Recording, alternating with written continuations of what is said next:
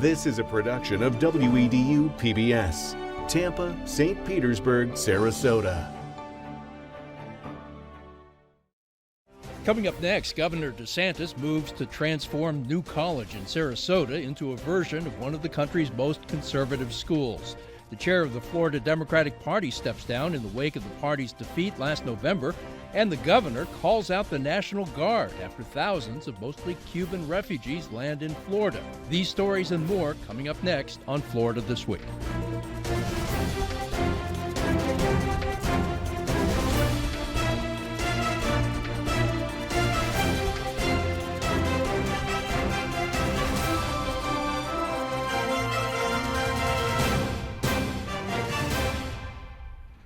Welcome back. Joining us on the panel this week, Christian Ziegler is the vice chair of the Florida Republican Party. Zach Anderson is the political editor of the Sarasota Herald-Tribune. Representative Fentress Driscoll is from District 67 in Tampa and the Democratic leader in the Florida House. And Diane Roberts is a writer for the Florida Phoenix and a professor at Florida State University. Nice to have you all here. Great to see you. Thank you for coming. Good to see you, Rob. Well, Governor Ron DeSantis caught many people by surprise last week when he announced 6 new board members for Sarasota's new college. According to the DeSantis administration, the aim is to transform the school into one modeled after Michigan's Hillsdale College. That's a conservative private Christian school which emphasizes the classics. Hillsdale graduates filled key positions in the Trump administration, ranging from speechwriters to legal counsel. Most of the DeSantis appointees to the new college board are well-known conservative academics or activists who appear to live outside of Florida. The most prominent is Washington State resident Christopher Rufo, who gained national attention for his campaign against the higher academic concept of critical race theory. New College is consistently rated high. U.S. News & World Report ranks New College the 5th best public liberal arts college in the nation. The Princeton Review, Kiplinger's Personal Finance, and the Fisk Guide to Colleges consistently place New College among the nation's best academic values. So, Zach, tell us why the governor made these appointments and what his intention was in making these appointments, and what are the appointees to the board, what are they saying? Well, the intention appears to be a complete makeover of the school, a complete transformation, which is really remarkable. You know, the governor appointed 6 new board members, and that's not unusual. The governor appoints board members to universities all the time. But with those appointments came some pretty strong statements from the governor's administration and from the board members themselves. People in the governor's administration, as you pointed out in your intro, are talking about transforming New College into a Hillsdale of the South. And Hillsdale is a conservative Christian school. New College is much different than that. This would basically turn New College upside down and turn it into kind of the opposite of what it is now. The school it was founded in 1960 as a progressive private college. It's right there in the name, New College. It was started as sort of a new take on education, sort of that wave in the 60s where people were trying to reimagine higher education. And it really, had some different aspects to it. The students don't have grades. They do longer term projects where they do in-depth studies, and it tended to attract students who were interested in that kind of thing. Students who tended to be a little bit, independent, a little bit quirky, maybe even, and often they fell on the liberal side of the spectrum. The school has developed a kind of a reputation as more left-leaning over the years, and that seems to be why DeSantis is taking aim at it. It's sort of in line with his whole war on woke, trying to go after things that are, sort of deemed too liberal or outside of the ideological views that he holds. And so, it's a pretty aggressive attempt to remake this college. These 6 board members are all have pretty public conservative profiles. One's associated with the Claremont Institute, which is a conservative think tank. Others are associated with Hillsdale. Chris Rufo is very well known. He's been on Fox News a lot for some of his conservative activism. So it would be a big change, and they're talking about completely remaking the school. Christian, make the case for us. Does New College need to be changed, and why? Yeah, look, this is a college, memories are short for some, but this is a college that over the last couple sessions has been on the ropes. And I know in 2022, they missed their enrollment goals by like 45%. So this college is in trouble. It is a failing college when you look at it in terms of the finances and the way it's been run. And the legislature has taken aim. So I think there are a lot of people on the other side that should actually be thanking the governor for doing this. He's coming in and he's going to revamp this college. Obviously, we saw with the board members, we saw the commitment for turning this college from one of the most woke and one of the most liberal colleges into hopefully more of a classical college on the Hillsdale style. And I think there's a big market for it. I mean, we've seen, if you just look at the voter registration, you look at the trend our state's going in, people are moving here and this state is shaping in a different way. And I think this college can serve those individuals that are moving here. So kudos for Governor DeSantis by stepping up. He is showing that conservatives can institute higher ed reform if they're just willing to take a bold stand and lead. And that's what we've seen here with these appointments, and that's what I expect to happen. And for the community, the impact on the community is going to be incredible, what's going to happen to this school. Fentress, how do you see it? Is New College broken, and is it a good idea to turn it into a version of Hillsdale College, a conservative college there in Michigan? No, I don't think this is a good idea, and I guess memories are short. I look at that in a different way. I think about Senator Joe Gruters, who penned a letter not too long ago praising New College for being just the example, the shining example that it is, and how important it is to the community there, and what a good job they do. And now there's been a complete about-face saying we need to reform New College.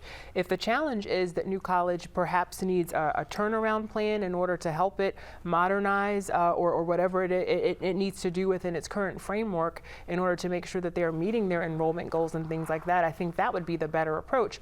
But using taxpayer dollars for something that's clearly a campaign ploy, to me, is a move in the wrong direction. The goal should be, how do we make sure that our institutions of higher learning are the best? Not are they conservative, are they liberal? How do we make sure that they are the best? That's the focus. And that's really one of the chief criticisms that I have of this governor.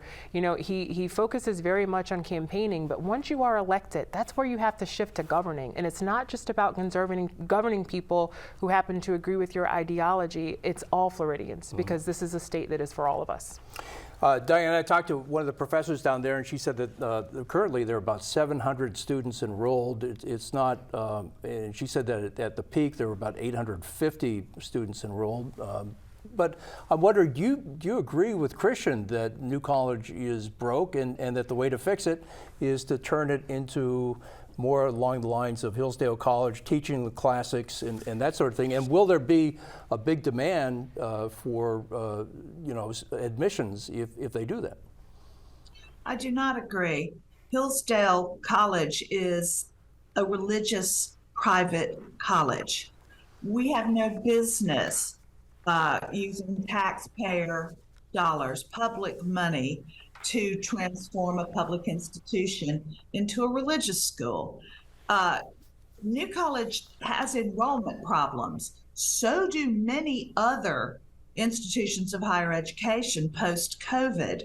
All of our enrollments have gone down. There are good reasons for that.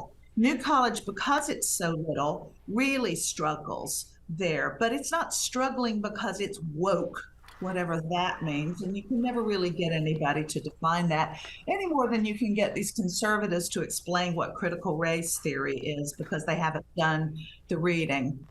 New College is academically very sound. I would argue that some of the people getting put on this board, especially the ones associated with Hillsdale, are academically suspect. One of them has been associated with the 1776 project, which is an historical curriculum absolutely riddled with factual errors. And I would hate to see New College turned into this kind of spurious little Bob Jones of Sarasota, which, conservative students can go to FSU, they can go to Florida, they can go to Bob Jones University, they can go to Ave Maria. They have lots and lots and lots of choices. No one is shut out. I teach students of all kinds, and somehow we manage to get along without throwing bricks at each other's heads. So, Zach, I want to ask you, Christopher Rufo in the New York Times says that New College is going to look very different in the next 120 days. We're going to be conducting a top-down restructuring to design a new core curriculum from scratch.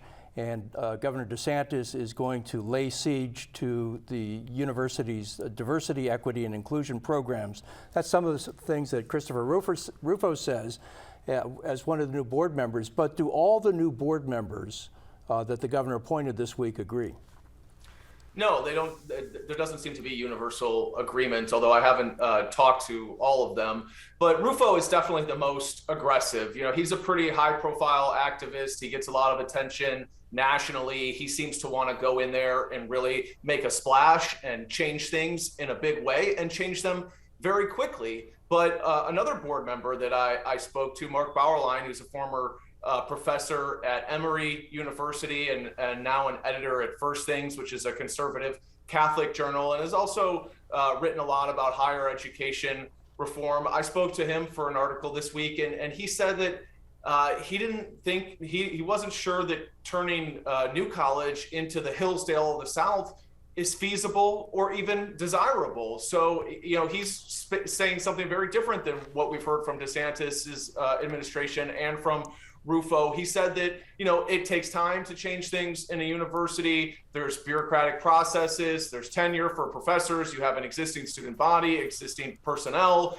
And even if you could completely remake the college, that it's not, he wasn't sure that it's desirable to turn it into something that is focused on one political ideology. He said that, you know, to be intellectually honest, you have to include people from all different ideologies, and that he didn't necessarily want to see it become a completely conservative institution. Now, he also was very complimentary of DeSantis and said he very much supports him. So we'll see. I think that once they get down here, there's a board meeting at the end of this month. We're going to hear a lot more about what they want to do and what they can do.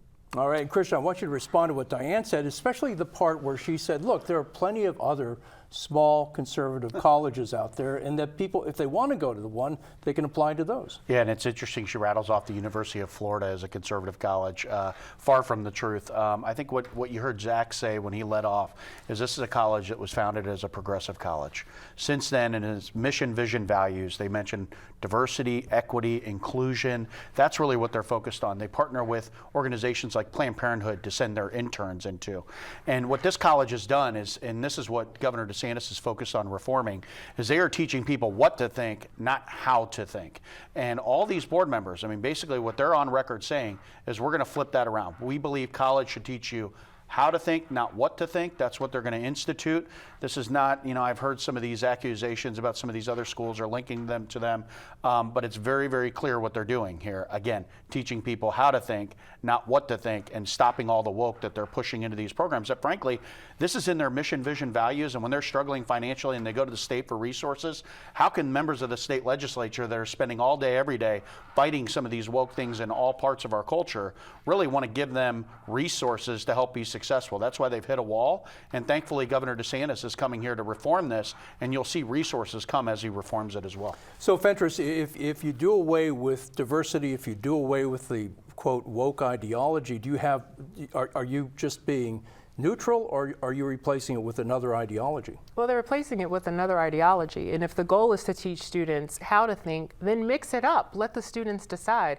But to say that you're going to make a university one way over the other, or one way or another, is not the right move. And if I just could, because it's not a laughing matter, but this is a joke. It makes Florida look like a joke. We have worked so hard for many years to try to improve our system of higher education.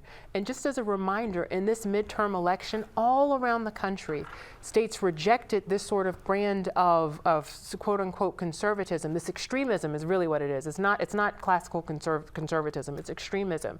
Was rejected on the ballot in every state where Trumpism was on the ballot and all of these things. And so Governor DeSantis, if he thinks he's going to run for president and take these policies wholesale to the country and expect to be welcomed, he's got another thing coming. They have been rejected other places, but right here in Florida, almost a 20-point victory by the same person that was just mentioned. And we're going to talk about that in a second. Just real quickly, do we know what woke ideology is? The governor uses it over and over again. Has he issued a strong definition of what woke is? No, I've not seen it. I've not heard it. I agree with Diane. I've not heard it defined. What I have seen it used is to create a boogeyman and to make people afraid. And that's what I mean by these extremist policies, right? Whether it was that, whether it's critical race theory, which by the way, is not taught in our public schools, K through 12. And even if it was, who's been in charge of education policy in the state since the late 90s? That would be the Republican Party, who's led the legislature and the governor's mansion. So we create these boogeymen, getting people afraid, and that's just another example of how those policies work. All right, very good. I wish we had more time because there's a whole lot more to say, but we're going to move on. The head of the Florida Democratic Party resigned this week. Manny Diaz, the former Miami mayor, had pledged to rebuild the Florida Democratic Party after years of losses, but he was unsuccessful. Diaz's departure came after Florida Democrats suffered some of their worst losses ever in November, including the re-election win of Governor DeSantis by 19 points over Charlie Crist, along with the election of a supermajority in the state legislature, a pickup of 4 congressional seats, and the flipping of several counties, including once reliably blue Hillsborough and Miami-Dade counties. Florida, once considered the country's largest swing state, has moved decidedly into the red. In a statement to Democrats, Diaz said he was unable to carry out his plans to build a year-round operation that would carry the party forward, blaming unnamed Democrats and others. He also criticized the national groups for not providing more funding to the state party. So, Fentress, was this change necessary at the head of the Florida Democratic Party? Look, apparently it was necessary for former Chair Diaz, and so we thank him for his service. We wish him well in his future endeavors, but now we have to look forward, and there's a lot of rebuilding to do. You know, listen, I was talking with one of our guests prior to the panel, and the reality is that the Florida Democratic Party is really reaching rock bottom.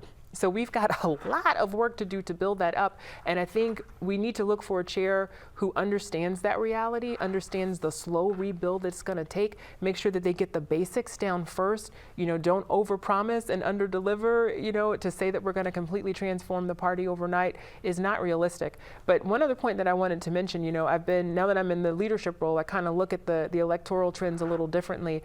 And even though Governor DeSantis, yes, it's hard to argue with the obvious math of his victory, but it wasn't so much that Republicans had a red wave. What I'm seeing is that Democrats stayed home. And so that lets me know that there's an opportunity on the horizon. If we can really get better about communicating our message and communicating our values, reaching out to voters, then perhaps we can start to turn things around. Your name has come up as a possible replacement for Manny Diaz. Do you want the job? Actually, as an elected official, I cannot do it as a sitting elected official. All right. Yeah. Christian, why is Florida a red state, and why did Democrats do so badly? Why did you guys do so well in November?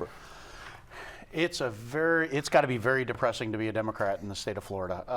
When you look at, obviously we had the results, but this has been a long-term battle. You know, in 2000, I think it was 2008, there were 650,000 more Democrats than Republicans in the state of Florida. When Governor DeSantis took over in 2018, there were 250,000 about more Democrats than Republicans in the state of Florida. Now, when we look at 2013, we're at 350,000 more Republicans than Democrats in the state of Florida. DeSantis, since he's taken office, we've seen a net increase of 510,000 Republicans in the state of Florida, while Democrats have only picked up 17,000. This state is shifting red. And we've seen dozens of counties flip. We just celebrated Hamilton County. We saw the last election results. Governor DeSantis wins by 19, almost 20 points. Senator Rubio by 16 points. We have supermajorities in the House and Senate. Really, the Democrats across the board have been a complete failure. And you look at the party structure, they really haven't been competition to the Republican Party of Florida. And we see this state shifting to the red. But I think a lot of it actually has to do with their policies. They've embraced such an extreme platform and agenda that Democrats have frankly rejected them. Democrats staying home, independents flipping to Republican. We're seeing it because of some of these issues they've championed and they've pushed, because their hard left base has hijacked the Democrat Party, and that has infiltrated into Tallahassee. And we saw some of the most woke, most of the hard left elected officials on the Democrat side actually lose their seats, and seats they had no business losing this cycle. And that's because they embrace that extreme agenda. So it's really they have to do a two-part structure here. They got to look at their policy and their agenda. They got to water it down, because right now Floridians are rejecting it. Then they need to come over and look at their structure for their organization. And what are they going to do to register voters, turn out the vote, and really excite and mobilize? I mean, we're going to start celebrating not Republicans flipping Democrat counties. Now we're starting to celebrate independents are surpassing Democrats in these counties. That's a tough spot to be in if you're a Democrat. Diane, what about that? Do you agree that the Democrats have adopted an extreme agenda and that's why they've lost so dramatically here in Florida? I do not. I don't know what this extreme agenda is unless talking about, excuse me, the danger to this state of climate change, or talking about women having control over their own bodies is considered extreme. But there's no denying that Democrats are a complete and utter mess in the state of Florida, a train wreck. And the Democratic Party is going to have to figure something out. It is not working in any way, shape, or form. And sure, there are some external reasons to the party, things like extreme gerrymandering. That hasn't helped. The Democrats' own complete inability to talk to Latinos, talk to people in South Florida in a way that makes any sense. The Democrats allowed themselves in 2020 to be defined as somehow a socialist party on the order of what's happening in Venezuela or Cuba. That, of course, is completely silly, but the messaging was pathetic. So that's something the Democrats are going to have to really think about, really work on, and figure out, how to help people deal with the problems of their day-to-day lives, what really is things like, your house falling into the sea because we build in stupid places, or your kid not being able to get an abortion if she gets pregnant at the age of 16, or lots of other actual real issues. We have nothing to do with this complete nonsense of woke. Zach, have you seen any evidence that the Democrats have figured out how to register voters and overcome the disadvantage that they currently have? No, there's really no evidence of that at this point, and that was one of the big failures of Chair Diaz during this last election cycle. He was promising to come in and change things up and raise the money that was needed to build a infrastructure that could do things like that could register voters, that could recruit volunteers, that could recruit candidates, and it didn't happen. And that's seems like the reason that he stepped down. It takes a lot of time and money and investment. It's not easy to do, and Democrats, when you're this far out of power and you don't have control of any of the levers of power in Florida, it's hard to climb back from that.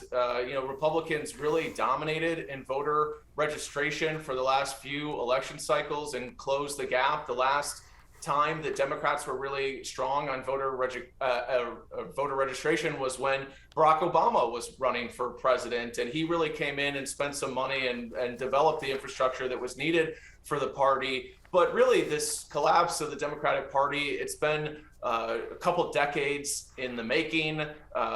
Leader Driscoll said that they're at rock bottom. I think that's true. I don't see how they could go much farther down when you lose Miami-Dade County, when you lose Palm Beach County, these historic Democratic counties, when you lose Hispanic voters, when you lose female voters. I mean, your party's in a really bad place. I'm not sure that there's any real silver bullet that whoever takes this job, which is pretty thankless as the chair of the party, is going to be able to change that much. Krisha, I got to ask you, the chairmanship for the Republican Party is up for grabs. You're in the running, but the Politico had an article this week saying it's really a proxy war between the Trump faction and the DeSantis faction. You representing the Trump faction, yes or no? Is that fair? No, was that fair? It's not a fair statement. Look, my opponent's trying to drive that message. If you look in the press, if you look for the last 4 or 5 years, no one's been a stronger supporter of our governor. Okay. Well, last week, Governor DeSantis mobilized the Florida National Guard to respond to a large influx of Cuban migrants landing in the Florida Keys. DeSantis said Florida will deploy airplanes, helicopter, and marine patrols to the area to support water interdictions and ensure the safety of migrants attempting to reach Florida through the Florida Straits. In a statement, the governor criticized Democratic President Joe Biden and the federal government's immigration policies and response to the migrants landing in the Keys. The White House fired back, criticizing DeSantis for deploying the National Guard. A White House spokesperson said people are fleeing political strife and asking for asylum and instead are being treated like pawns, and accused DeSantis of creating a problem. Almost 8,000 Cubans and Haitians have been intercepted since August, about 50 per day compared with 17 per day in the 2021-22 fiscal year. Officials said at least 65 migrants have died at sea since August. Christian, we only have 45 seconds left. Could you take 15 seconds and tell us, does this change anything by the governor calling out the National Guard? I think it's showing Governor DeSantis is once again acting when Washington's refusing to act. We see 4x the number of migrants that are hitting our shorelines here. We're looking in the country, when you talk about the southern border as well, 2.2 million people last year crossing our border. It's out of control what's going on, and it's forcing the states to act, and that's what we're seeing Governor DeSantis do. Diane,